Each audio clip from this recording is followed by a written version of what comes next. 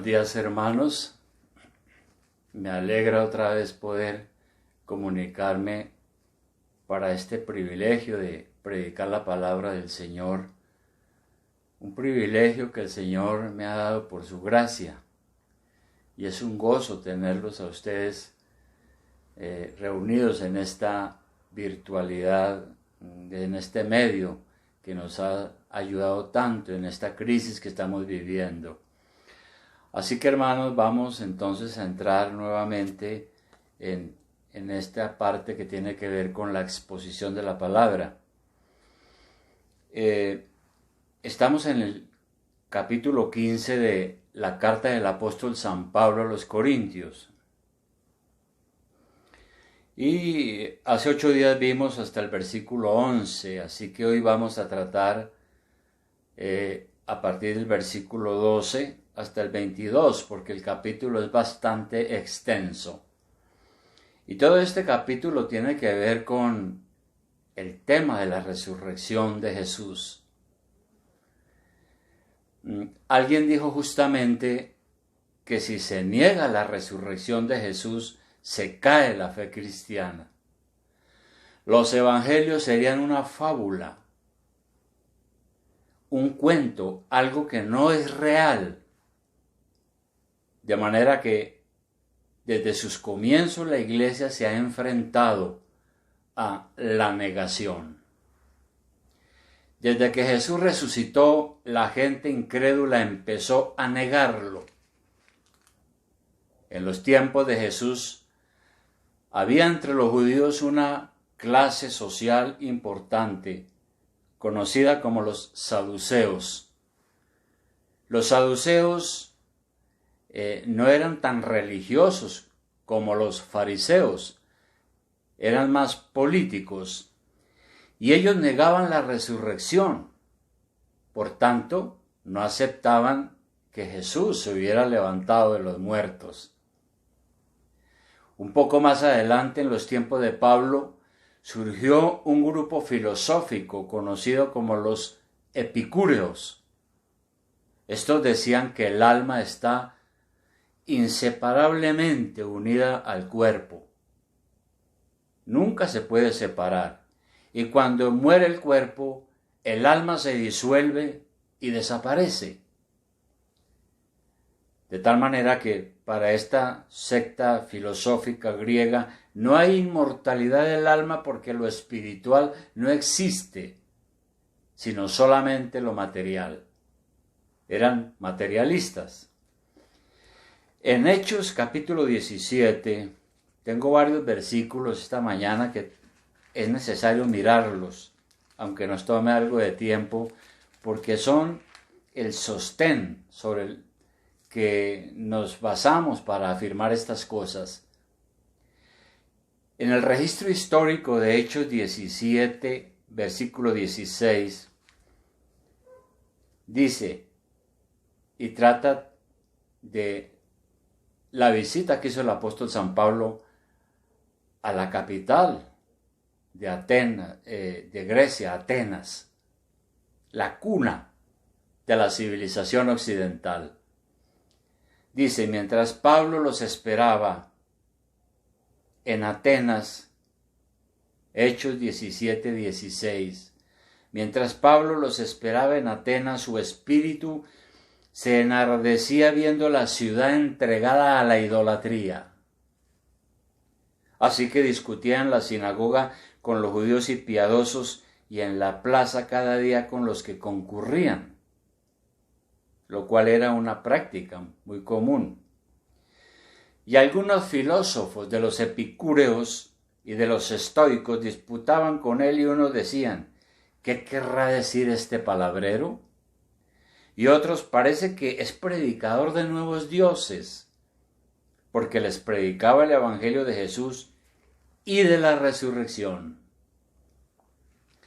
Y tomándole le trajeron al Areópago diciendo, ¿podremos saber qué es esta nueva enseñanza de que hablas?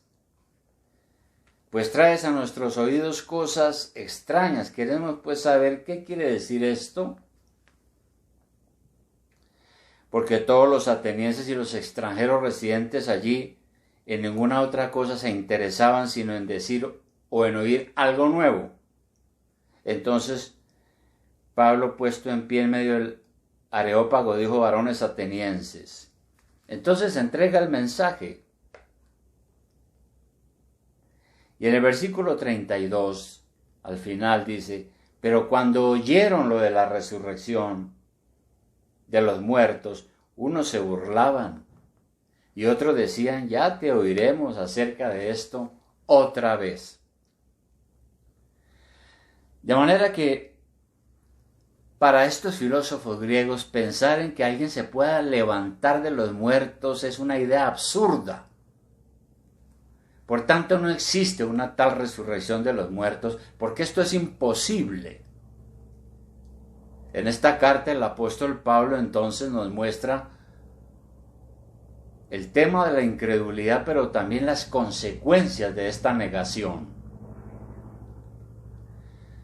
Si fuera cierto que Jesús no resucitó, entonces hay algunas consecuencias. ¿Cuáles? En primer lugar, nuestra predicación sería falsa. Por eso allá nuevamente en 1 Corintios capítulo 15, en el versículo 14,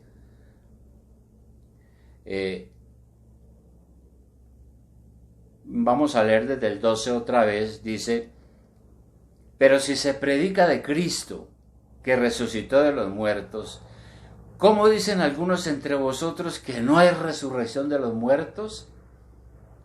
Porque si no hay resurrección de muertos, tampoco Cristo resucitó. Y si Cristo no resucitó, vana entonces es nuestra predicación. Nuestra predicación sería falsa. No tendría ningún sentido. Si el cuerpo de Jesús se pudrió como el de todos los mortales, entonces la predicación del Evangelio no son más que palabras vacías, y desde los apóstoles hasta ahora todos los que hablemos de Jesucristo somos unos charlatanes. Hemos estado sosteniendo una mentira por casi 2000 años. Si Jesucristo no resucitó, nuestra fe sería inútil. Ahí en el versículo 14 sigue diciendo: vana es entonces nuestra predicación, vana es también nuestra fe, o vuestra fe. Todos los que han creído entonces se engañaron, y todos los que estamos creyendo estamos engañados. Si Cristo no resucitó, entonces seríamos falsos testigos. Ahí en el versículo 15 sigue diciendo: y somos hallados falsos testigos de Dios, porque hemos testificado de Dios que Él resucitó a Cristo, al cual no resucitó, si en verdad los muertos no resucitan. Porque si los muertos no resucitan, tampoco Cristo resucitó. Dice el apóstol: seríamos falsos testigos. Estaríamos dando un falso testimonio sobre cosas que jamás ocurrieron. Más grave aún, Dios es un mentiroso que nos ha enviado con un mensaje falso a engañar al mundo. Esto sí sería el colmo. Todos los mártires que fueron asesinados o torturados durante los primeros siglos del cristianismo por su fe en Cristo murieron engañados. Su sacrificio fue en vano. Pero muchos de esos mártires testificaron y dijeron que ellos no podían negar esta realidad. Además del cambio que el Señor había hecho en sus vidas. Y es lo mismo que nosotros decimos hoy. Cuando creímos, algo sucedió y nuestras vidas cambiaron. Por tanto, su muerte en la cruz es cierta y su resurrección también es cierta. Si Cristo no resucitó, tendríamos una esperanza muerta. En el versículo 17 dice: y si Cristo no resucitó, vuestra fe es vana, aún estáis en vuestros pecados. Si eso no fue cierto, entonces tampoco fue un Salvador que murió por nuestros pecados. En este caso, Jesús fue un impostor y todo lo que dijo fueron mentiras y sus seguidores se inventaron una patraña. Simplemente fue un hombre como cualquiera que fue condenado a muerte y pagó por sus delitos y ahí terminó todo. Así las cosas, si eso no fue cierto y no hubo una salvación, seguimos hoy en nuestros pecados. Porque no hay un Salvador real. Si Cristo no ha resucitado, todos seguimos bajo la culpa de nuestros pecados. No hemos sido perdonados ni justificados. Y aunque Jesús se entregó en sacrificio para expiar nuestras ofensas y su sangre fue derramada para obtener el perdón de nuestros pecados, y también para ser justificados, si Él no resucitó y no fue exaltado a la derecha del Padre, entonces no nos puede dar arrepentimiento y nunca podríamos disfrutar de esas bendiciones de la salvación. Al contrario, todos iríamos en camino hacia el infierno.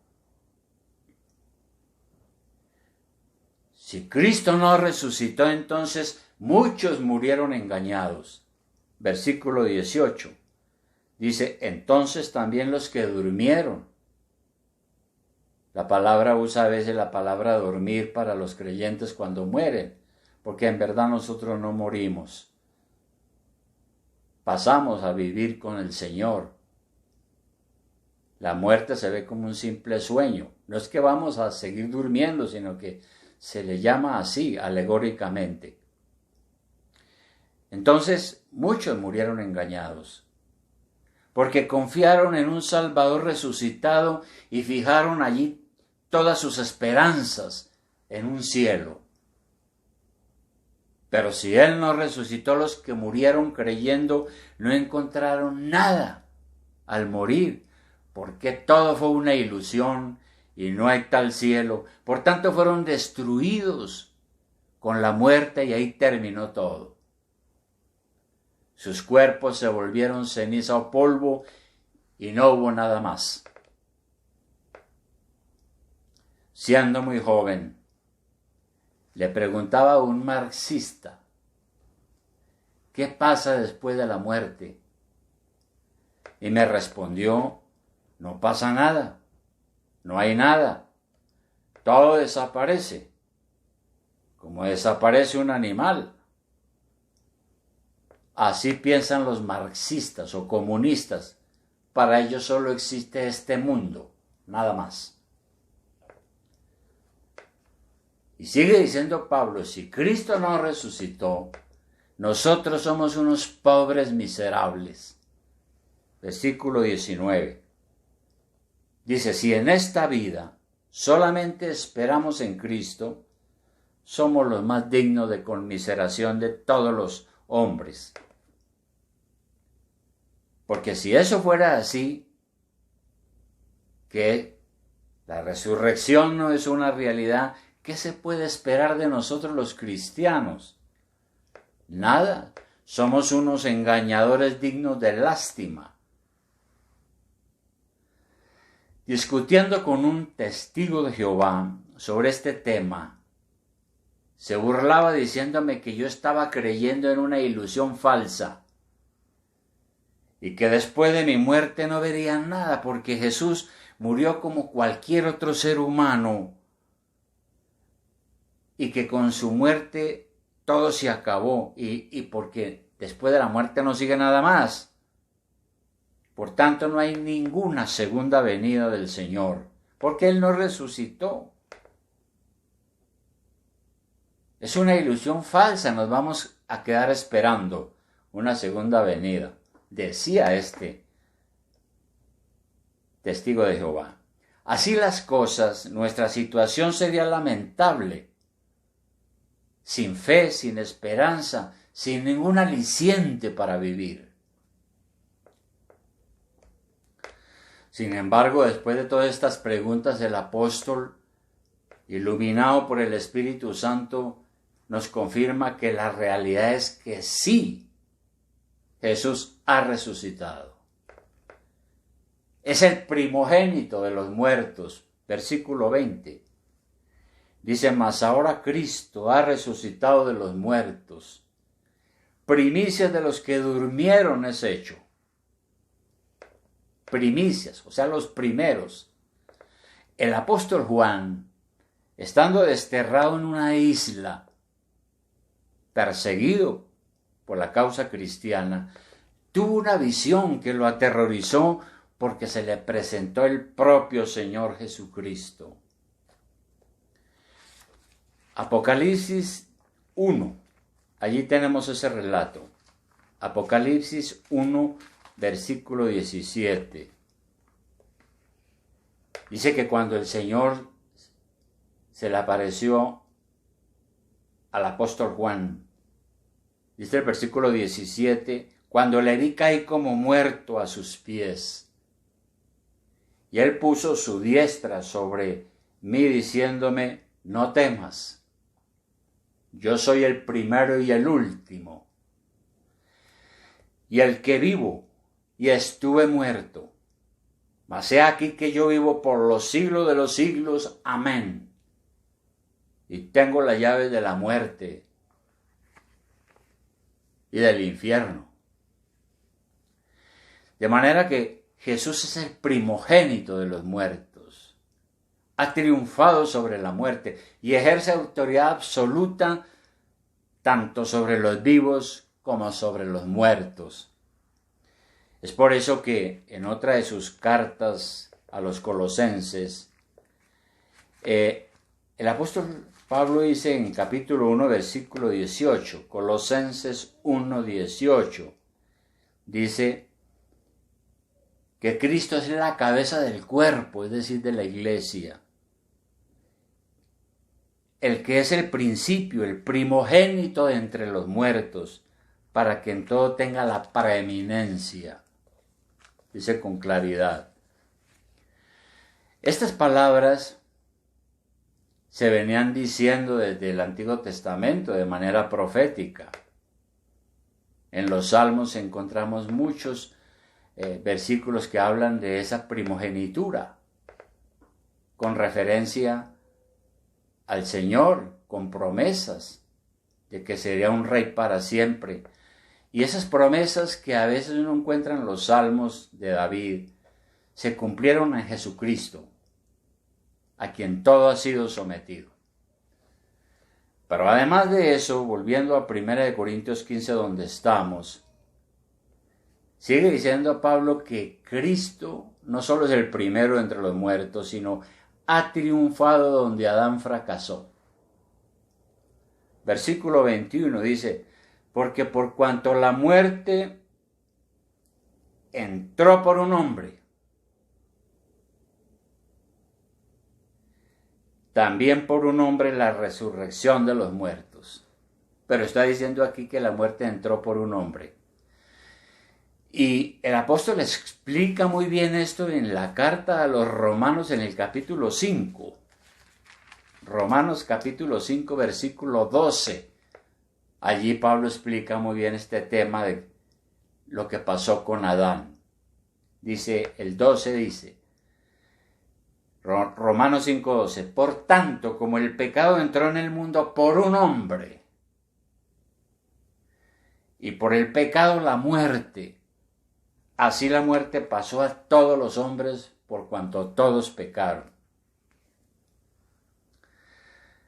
Dios creó a Adán sin pecado, a su imagen y semejanza, y le dio instrucciones precisas.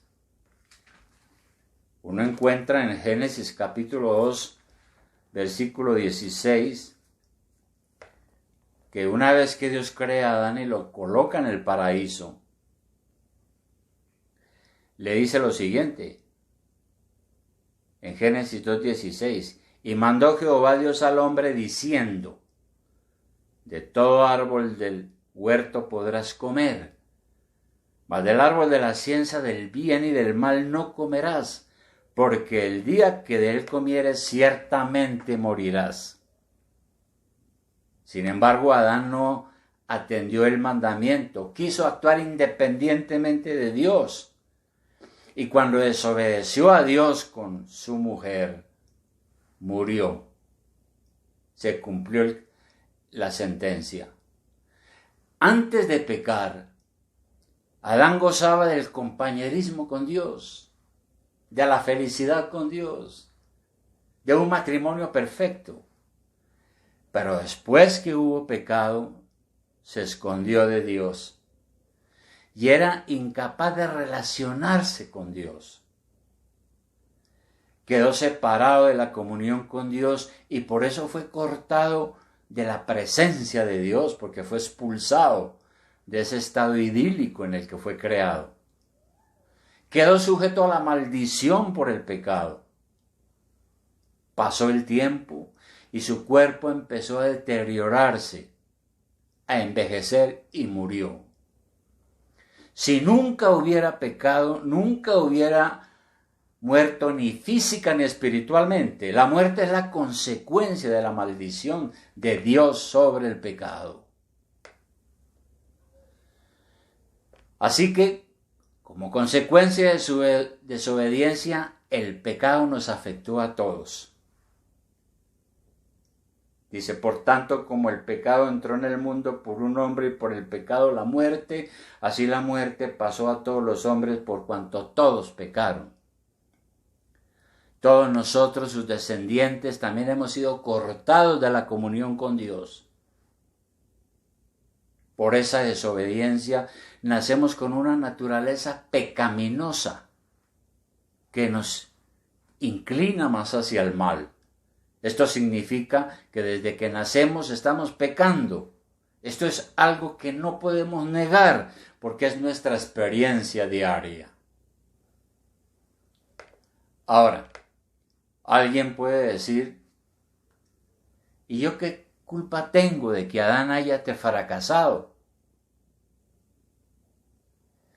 Sí, lamentablemente cargamos con la culpa de nuestro padre Adán.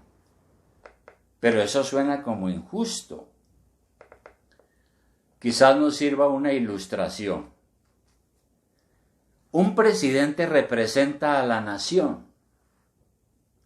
Por tanto, él es responsable de todas sus acciones porque él nos está representando. Es nuestra cabeza. Como dicen algunos, nuestra cabeza federal. Sus decisiones nos afectan a todos. El asunto es que lo que hizo Adán como cabeza de la raza humana nos afectó a todos. Adán nos trajo la muerte. Cristo nos trae la vida eterna. La muerte ya no es para nosotros el camino al infierno, sino la entrada al cielo.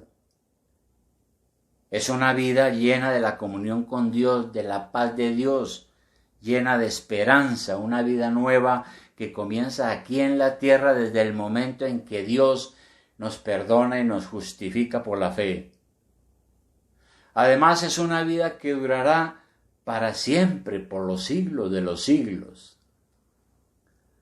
Adán nos trajo condenación. Cristo nos otorga justificación. Nos dio su gracia al morir en la cruz, sufriendo la ira de Dios que merecíamos por nuestros pecados. Y por eso Pablo dice, la muerte entró por un hombre, Adán, pero la gracia y la misericordia entró por Jesucristo, nuestro Señor y Salvador. Bien, así las cosas. Si se niega la resurrección, mejor sería apagar y vámonos. Si fuera cierto que no hay resurrección, no tendríamos ninguna esperanza. Sin embargo, la verdad es lo contrario. El apóstol Pedro en Primera de Pedro 1.3, ¿qué nos dice? con mucha claridad. Dice, bendito el Dios y Padre de nuestro Señor Jesucristo, que según su grande misericordia nos hizo renacer para una esperanza viva por la resurrección de Jesucristo de los muertos, para una herencia incorruptible, incontaminada e inmarcesible, reservada en los cielos para vosotros, para nosotros. Entonces, la resurrección de Jesús es un hecho histórico. Hubo muchos testigos, más de 500 testigos. Por eso ahí en su segunda carta, el mismo Pedro nuevamente, segunda carta en el capítulo 1, versículo 16, ¿qué nos dice? Dice en su carta, dice, porque no os hemos dado a conocer el poder y la venida de nuestro Señor Jesucristo siguiendo fábulas artificiosas. Pedro está diciendo que su predicación del Evangelio, incluyendo todo lo que el Señor hizo, no es una fábula llena de sofismas, no es una fábula artificiosa para engañar. Dice, sino como habiendo visto con nuestros propios ojos su majestad. Una prueba de que Cristo está vivo más que nunca es la experiencia que todos los días están teniendo las personas que creen en Él. Porque son salvos, la paz de Dios llega a su vida y llegan a ser nuevas personas. No perfectos, pero llegan a ser pecadores redimidos, nuevas personas. La invitación de Dios es la misma que se ha venido haciendo desde hace casi 2000 años. Es la misma invitación desde el comienzo, porque al comienzo de la iglesia se nos dice en Hechos capítulo 2, versículo 38, que en el día de Pentecostés, cuando vino el Espíritu Santo para estar siempre con la iglesia, el apóstol Pedro predicó un sermón y al final él hizo esa invitación. ¿Cuál fue? Dice, Pedro les dijo a todos los que estaban allí, arrepentíos y bautícese cada uno de vosotros en el nombre de Jesucristo para perdón de los pecados y recibiréis el don del Espíritu Santo. Porque para vosotros es la promesa y para vuestros hijos y para todos los que están lejos, para cuantos el Señor nuestro Dios llamare. La invitación es arrepiéntase de sus pecados, ingrese a la iglesia, hágase bautizar como un testimonio de su verdadera fe. De manera que Dios nos llama y lo llama a que reconozca que usted es pecador, a que reciba a Jesucristo en su vida, es decir, que crea en Él y será salvo. Es asunto de fe. Así lo dijo el apóstol Pablo en la carta a los Romanos, en el capítulo 10, versículo 9. Romanos capítulo 10, versículo 9. Es asunto de fe. ¿Qué dice él? Que si confesares con tu boca que Jesús es el Señor y creyeres en tu corazón que Dios le levantó de los muertos, serás salvo. Porque con el corazón se cree para justicia, pero con la boca se confiesa para salvación. Pues la Escritura dice, todo aquel que en él creyere, no será avergonzado. Así que esta es la invitación del Señor Jesús para todos los seres humanos. Para aquel que piense o crea que todavía no ha alcanzado esta salvación, esa es la invitación. Arrepiéntase. Siga la palabra de Dios, haga lo que el Señor manda en su palabra. y será salvo. Hermanos, si esa experiencia ha sido la suya, qué gozo, qué alegría, porque hay mucha esperanza para usted. Y para cualquiera que tome realmente en serio este llamamiento de Dios y crea en Él. Dios les bendiga y vamos a orar. Amado Señor y Padre Celestial, te damos la honra y la gloria en esta mañana. Gracias, Padre, porque tú eres un Dios vivo y verdadero. Gracias por haber levantado a tu Hijo de entre los muertos y está ahora a tu diestra sobre todo reino, sobre todas las cosas. Gracias, Señor, por el Espíritu Santo que nos has dado y el cual nos ha ayudado a creer, a tener la seguridad, la esperanza, una fe viva por la cual somos salvos. Y bendice, Padre, a todos aquellos que no han logrado esta experiencia para que también la tengan y tengan su salvación. En el nombre de Jesús oramos.